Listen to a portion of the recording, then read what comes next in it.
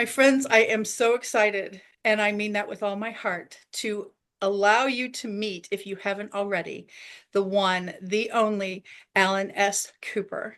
Not only a pastor and a friend of mine, but a genius when it comes to all things wealth management and debt reduction. Pastor, how are you today? Well, good afternoon, Kathy. I am doing great, and I thank you so much for this opportunity to be able to join you on your podcast. I appreciate that so much. Cathy Chat is one of my favorite ways to promote my friends. And when I got to meet you on Alignable, I it was one of those draws, like, you know what that means. You could just kind of feel the Holy Spirit in the room with us, and I was so excited about that. So once again, thank you for being on Cathy Chat. I want the world to know about not only your ministry but your life, and so let's get this party started. Well, I want to say this publicly. I said it to you privately. Thank you so much. It's always a pleasure when I get into a private room with you on our breakout sessions because you're a breath of fresh air. And I always walk away from those breakout sessions feeling empowered, like, you just spent some time with someone that knows the Lord. And it's like, okay, I just had a counter. So I truly do. Thank you so much for this time. I appreciate that. Thank you. But my name is Alan Cooper. I spent over 34 years in corporate America, including 22 at UPS as an account manager. Uh, Now, I was forced into retirement in 2021, but that was God's calling. I was really looking to get through my 25th year, but he said 22 is enough, and he called me away from there. But also, I've spent 24 years in ministry, over a decade pastoring. I have just celebrated 10 years on my broadcast that we've been broadcasting. I was an assistant pastor for 3 or 4 years. We planted a church. I was with the big church down in Lehigh Valley. We planted a church. We literally had to go in and gut the building out, and we led the leadership. We gutted that building and we planted the church. After 3 years, the Lord said, okay, now it's time to move away from there. And then I started my own ministry, Bible study. Then I got ordained, and I got on air. Uh, a friend of mine was starting a radio station, and he said, we want to do a spiritual component, but we want you to do it.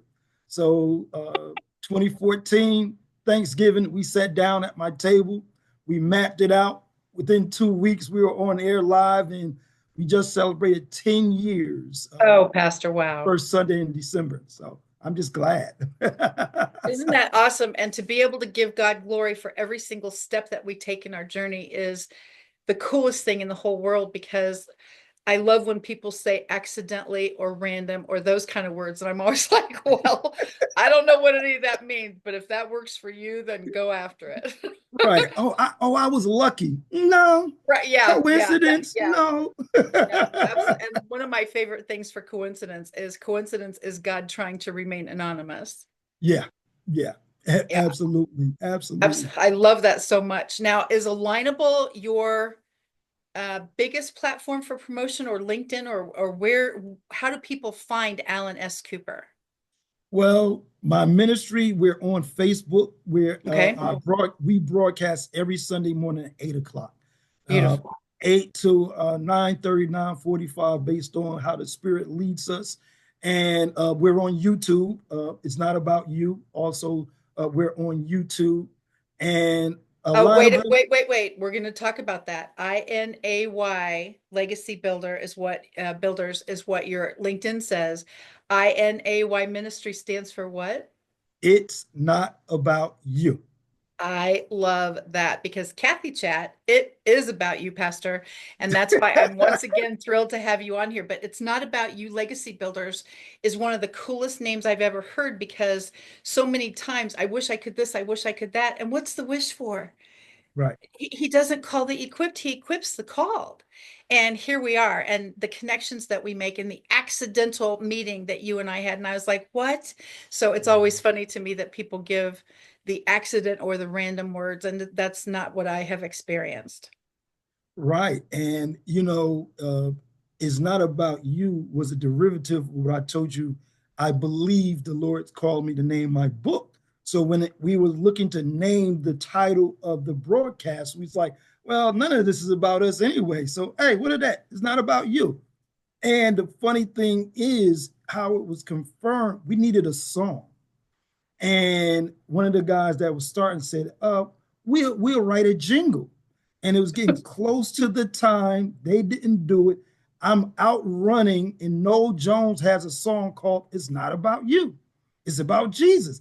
And I'm jogging, and that song comes on, and I stop. And I'm like, oh my God, here's the song right here. And from there, 10 years later, here we are. I absolutely love that. It's Not About You is the name of the Facebook page that has your ministry. Well, the fit is my name that has the Okay, and that's why I yeah, wanted to ask because I right, also noticed when you said 8 a.m. on Sundays, you are Eastern time, and some of my Eastern friends time. in Cathy chat world are Central time or even Pacific. So that's why. But obviously, if it's on Facebook, that means it's recorded and we can watch it anytime. Absolutely, absolutely. Fantastic. Okay, I love that so much. And people find you mostly on Facebook for your live or what? For my live on Facebook, we've been growing on YouTube, and those are two main places. Cathy, this is all new to me, and this, it's like the Lord say, "Here, do this," and I'm like, "Oh my God, I've come kicking and preaching and teaching all that. I'm fine with all this networking and getting on YouTube and getting on IG." I was like, it was a whole year of kicking and screaming, and God's like, all right, stop. Yeah, I love it when he starts in on something tech, and all of a sudden I'm going, that no, no, no, I don't do tech. And then I hear him say, "Really, you don't do that? That's great. We're gonna do it together." And so my theory, I guess you would say, is push buttons. You Yeah, can't break anything. And I love being yeah. able to push buttons, especially when I get to see you on the other side of the screen. So this rocks my world. LinkedIn is one of my favorite places, literally for building my business. And so I went to your LinkedIn page because I'm a stalker, Pastor, you know that. And so the founder of INAY Legacy Builders, life and wealth protector, and a debt-free living advocate. A lot of people in this environment, I mean, what eggs are $6 a dozen now or something ridiculous.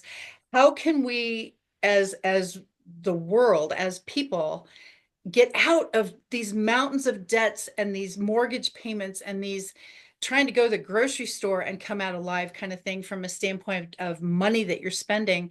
How do you how do you help us manage that? Well, can I start with this statement right here? Because this is part of the problem.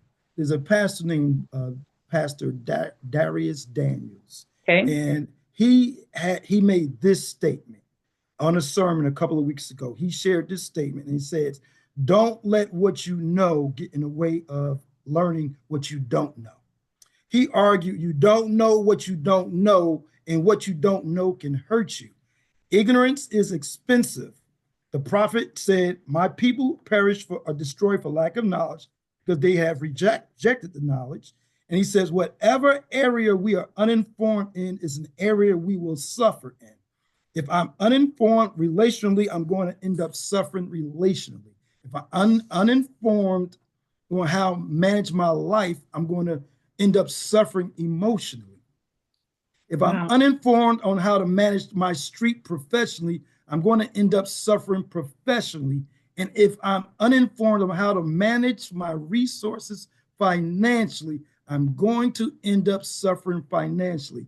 And he finishes saying, because whatever area I am uninformed in is an area that I will suffer in.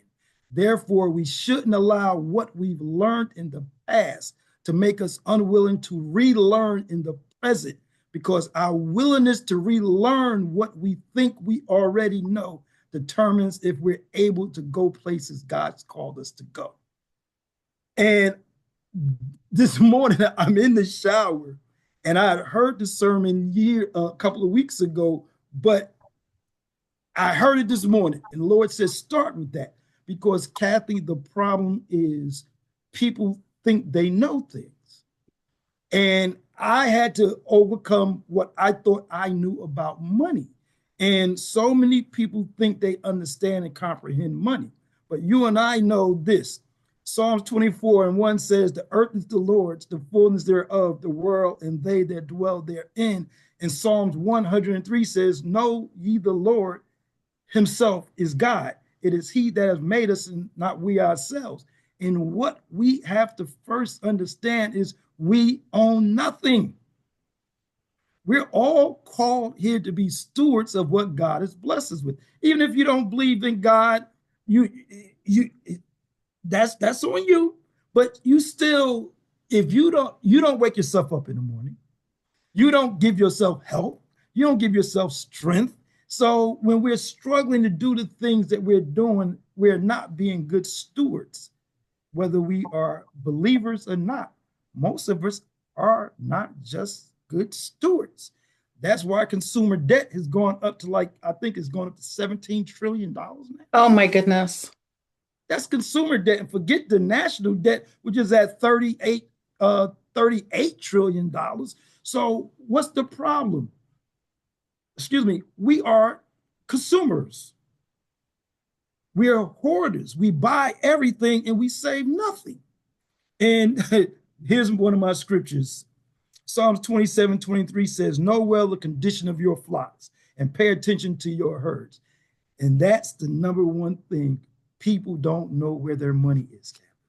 So when we sit down with people, we'll do a financial GPS, and you'll ask people, want to give you blanket numbers. And we want to be specific so we can help you. And they'll give you numbers, and we say, okay, based on your numbers, you have $800 left at the end of the month. You have $1,000 at the end of the month. And their answer will be, well, I don't have that much money at the end of the month. Well, then either you're lying now or you just really don't know where your money is. What would you look like if you want to get here and get in your car and go someplace and don't know the address? But you're just going to take off and go.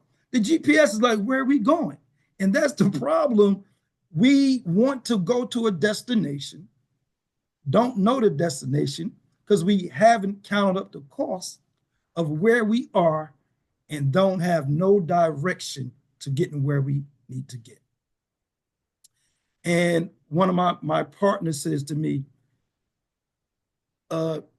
becoming debt free is not a destination, it's a journey. And it's a journey that we now can help you take and not only use your debt to help finance your wealth moving forward, but help you turn your life around. Because first of all, you first of all know where you're starting from. And if we could gather everything and we know where you're starting from, it's much easier because for you to be able to have a plan to get to your destination. And that's the greatest challenge, Cathy. It's amazing to me, Pastor, that people feel that the word budget or diet or schedule or agenda is restrictive. Right, And for me, those words are actually empowering right, because if I have my agenda, I know what my diet will be for the week. I have my budget lined out. I don't have to panic because there is definitely month at the end of my money or money at the end of my month. It's your right, choice. right. And I love the fact that it's empowering. And it sounds like that's what you and your team are actually teaching all of us. And that's the sad thing. That's what we would like to teach, but like the scripture said, people perish for lack of knowledge because they rejected the knowledge we're trying to share. And the saddest thing to me, Cathy, in all honesty, is this. I've talked to pastors in the past and talked to them on a regular basis. And even if you look it up, church giving is down. Wow. People Okay. giving to church is just down. And the problem is people don't have it to give. And I'll talk to pastors about, why don't we get together? Let me show you the program. Maybe we can help your congregation out. Maybe we can help those people that have a mortgage that's paying on a 30-year mortgage. Oh We can my. help them cut that mortgage down. And you know what? I can't get a response back from them. No, but you know what? Then I tell them, well, know the condition of your flock.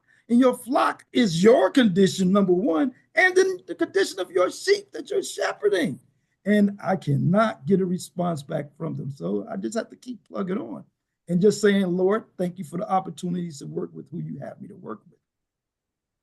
The interesting thing for me, not only Christmas just a few weeks ago, actually, tax time coming up in a few weeks. And that correlation for me is always a biggie. So the Christmas gifting perhaps monetarily would be down, but I always think in terms of, do you remember what I got you last year? Do you still have it? And yeah, and so that's where my brain always goes with the gifting piece because we spend gazillions of dollars on this fabulous something. And then if you happen to ask the person, where's the whatever it is, the what? And it didn't resonate with them. It might have been a big deal to you as you're gifting it, but Right. it did not have the same response or reaction from the person, from the receiver. And I look at that and I just think we put so much time and effort into things, tangible things. And quite frankly, they don't have the impact that perhaps we were anticipating. And Correct. the answer is in the book. Yeah. That's where I go every single time when people ask for what's your best money book or your best business book or your best something book. It's only one book for me. I don't have Yeah. to go searching. I don't have to go digging. I don't have to go buying all these books. It's one book. Yeah. And I love the fact that you have the kingdom piece built in not only to your ministry, but certainly your company. It's well because it's not about me. It's not my company. It's God's company, and He's the one that created it. He's the one that gave me the vision for it, the wisdom from it, and He's the one that energizes me. He wakes me up every morning with a heart and a hunger and desire to help the people of God. You know, as a pastor, if you can't care for the people, then why are you pastoring? Uh, if you see someone, Jesus said, if there's 100 sheep and one goes astray, you leave the 99 and go get the one. And, my mom used to say to me when I was little, you give everything away. Well, I guess I started young. Stuff didn't bother me like that.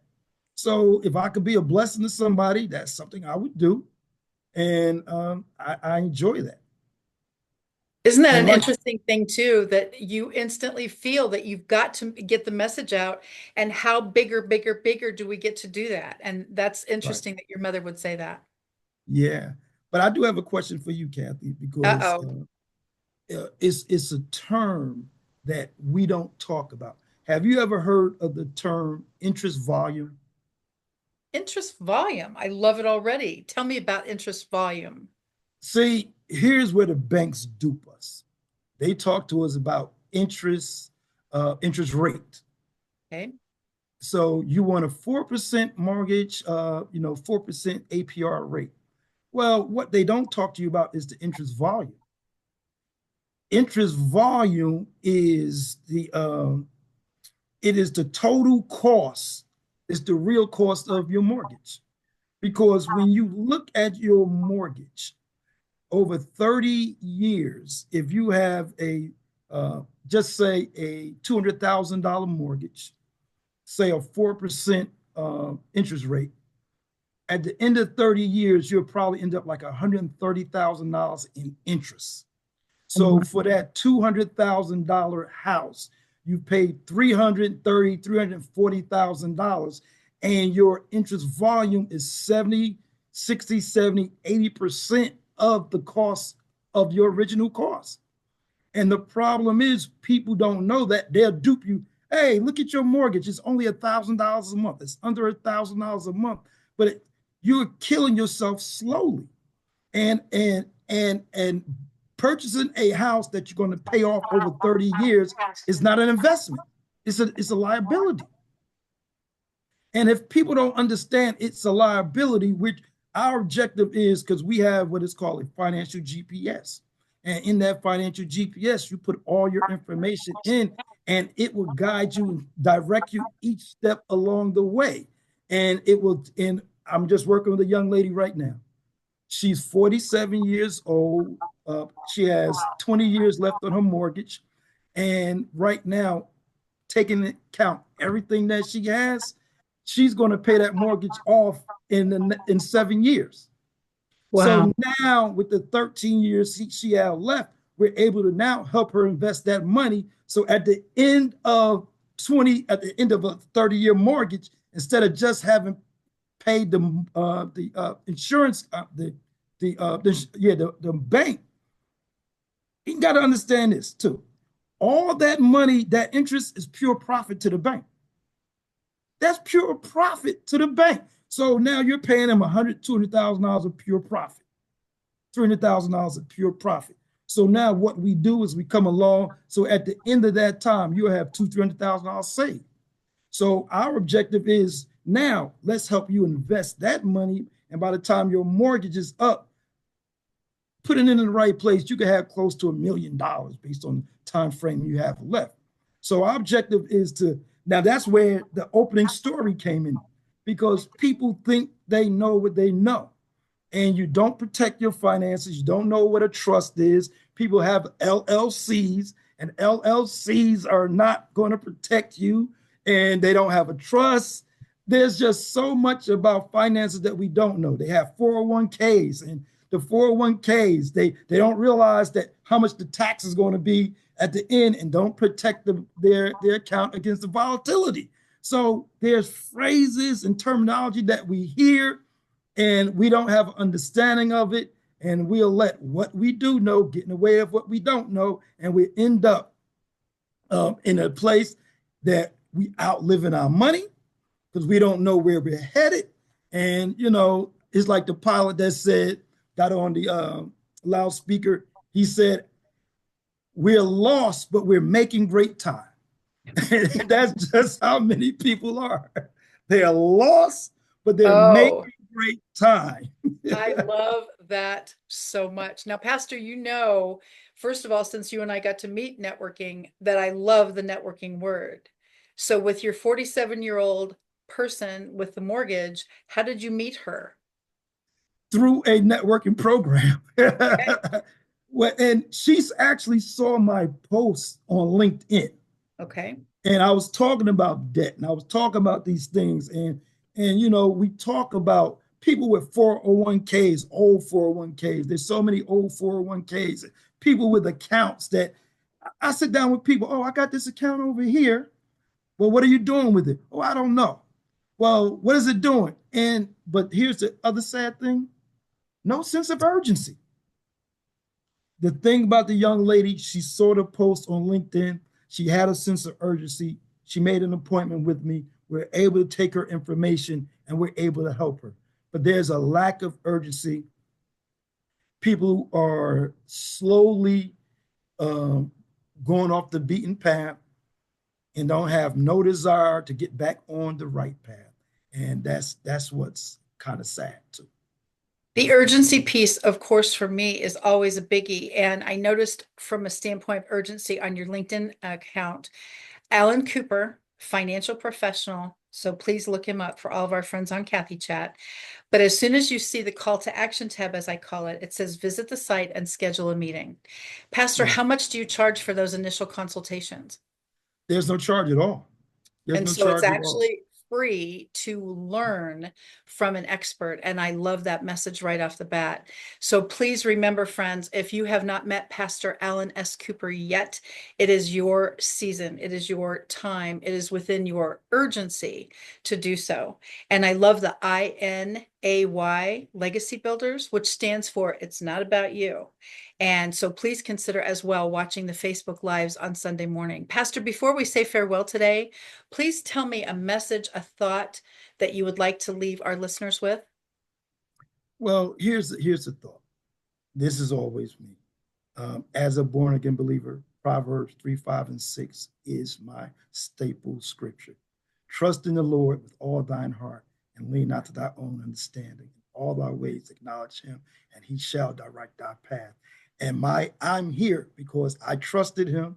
He allowed me to meet you, and you allowed him to lead you to bring me on. So that's all I can do, Cathy. Trust God from the depth of my heart.